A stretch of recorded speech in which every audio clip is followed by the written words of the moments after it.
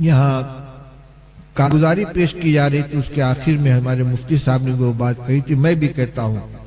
یہ قادیانی ہمارے وطنی بھائی ہیں، ہمارے برادران وطن کے اندر شامل ہیں، یہ بھٹک گئے، گمراہی کے شکار ہو گئے ہیں، ہم ان کو دعوت دیتے ہیں آئیں ہمارے علماء کرام سے ملاقاتیں کریں۔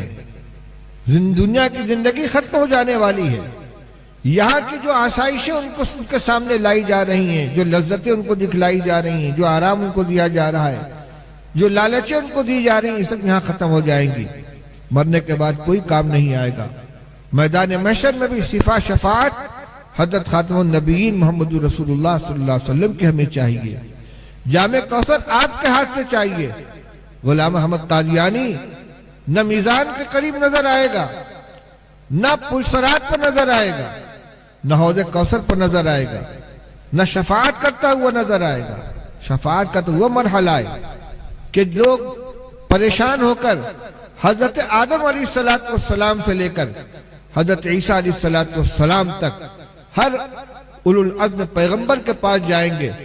اور کہیں گے کہ اللہ سے سفارش کری، سب کہہ دیں گے میں نہیں کر سکتا، اور آخر میں نبی کریم صلی اللہ علیہ وسلم شفاعت فرمائیں گے اور امت کا انسانیت کے بیڑا پار ہوگا۔ محشر میں ہمیں آپ کے لواء الحمد کے نیچے جمع ہونا ہے، آپ کی شفاعت کی ہمیں ضرورت ہے،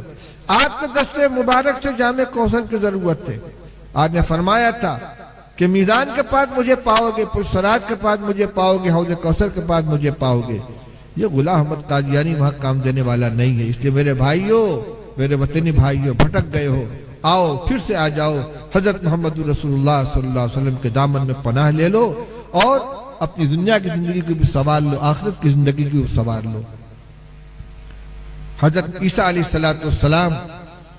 حضرت موسیٰ علیہ السلام کے بعد جب تشریف لائے ہیں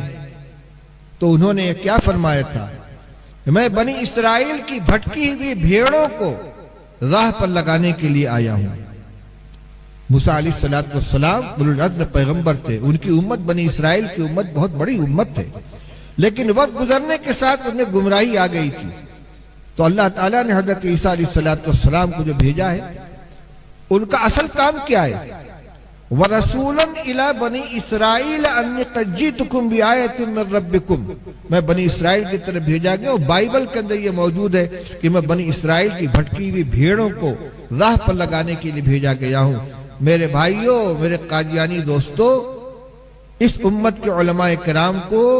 اپنا ہمدرد سمجھو، یہ تم بھٹک گئے ہو، تم کو راہ پر لگانے کے لیے آئے ہیں۔ اللہ سے دعا مانگو کہ اللہ میں ہمارے سینوں کو کھول دے، ہمیں ہدایت نصیب فرما، ہمیں ہدایت پر گامزن فرما۔ دل لگا کر اللہ سے دعا مانگو، دیکھو دل کے اندر کیا آتا ہے۔ مجھے یقین ہے کہ اگر رو کر اللہ سے ہدایت مانگو گے، دل کھل جائے گا، اللہ تعالیٰ ایمان کی توفیق عطا فرمائیں گے۔ اللہ کرے آج کا یہ اجتماع ہمارے مسلمان بھائیوں کو بھی اپنی ذمہ داریوں کا احساس دلائے، ایمان کی فکر کرنے کی توفیق عطا فرمائے، اپنی خاندان کی، اپنی ذریت کے ایمان کی حفاظت فرمائے، اور خدا کرے یہ نشأت ثانیہ اس علاقے کے اندر قادیانیت کے تابوت میں کیل ٹھونکنے کی اور جو فتنہ جس تیزی کے ساتھ پھیل رہا ہے اس کے اوپر قدغن لگانے کی میں مبارکباد دیتا ہوں حضرت مولانا ابرار الحسن صاحب اور ان کے رفقا کو، جنہوں نے بڑی محنت کے ساتھ یہ بزم سجائی ہے، اور وہی نہیں